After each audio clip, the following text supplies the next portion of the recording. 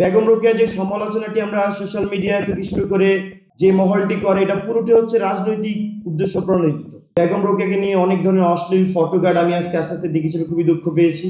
নারীরা অবশ্যই সমতা বা সমানাধিকার পাওয়া তাদের ন্যায্য হিসাব। নারীদের অধিকার নিশ্চিতের জন্য সমাজ ব্যবস্থা নিয়ে রাজনৈতিকভাবে যে কথাগুলো শুরুতে বলে গিয়েছিলেন, সেটা হচ্ছে যে বেগম রোকেয়া। সেখানে বেগম রোকেয়া জ্ঞানকে সুবিধাভোগীদের সম্পত্তি নয়, বরং তিনি সকলের অধিকার হিসেবে প্রতিষ্ঠা করতে চেয়েছেন।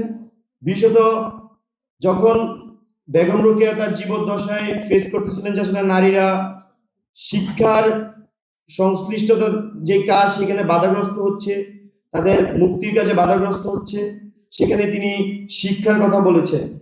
তিনি মনে করেন সমাজের প্রতিটি মানুষকে সমান মানবিক মর্যাদা দেওয়ার মাধ্যমে সমতা নিশ্চিত করতে হবে এবং সেখানে নারীদের যে আত্মমর্যাদার প্রশ্ন, নারীদের যে সামনের পথ চলার প্রশ্নে, সেই জায়গায় নারীরা অবশ্যই সমতা বা সমানাধিকার পাওয়া তাদের ন্যায্য হিসাব। তৃতীয়ত, তিনি যে বিষয়টিকে সবচেয়ে আমার কাছে মনে হয় যে সামনে নিয়ে এসেছেন, সেটা হচ্ছে তার সাহস। সমাজের যে সকল বাধা বা বলি যে সমাজের প্রচলিত অন্যায় বা প্রচলিত নিয়ম, যেটা আসলে নারীদের মুক্তির সংগ্রামকে বাধাগ্রস্ত করে, সেটাকে তিনি তার সাহসের মাধ্যমে চ্যালেঞ্জ করতে আমাদেরকে শিখিয়েছেন।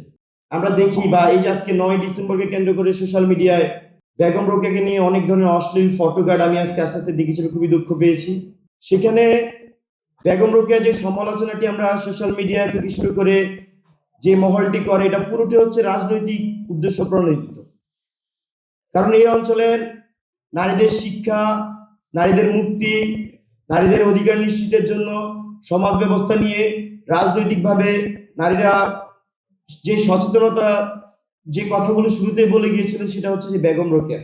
এবং নারীদেরকে যারা এখনো ঘরে বন্দী করে রাখতে চায়, নারীদের অগ্রগতিকে যারা বাধাগ্রস্ত করতে চায়, বা নারীদেরকে যারা এখনো ক্যাপাবল না এইভাবে উপস্থাপন করতে চায়, তারা এখনো বেগম রোকেয়ার বিরুদ্ধে নানা ধরনের অশ্লীল কন্টেন্ট এবং নানা ধরনের মিথ্যা ফটোকার্ড আমরা দেখেছি সোশ্যাল মিডিয়ায় তারা ছড়াচ্ছে।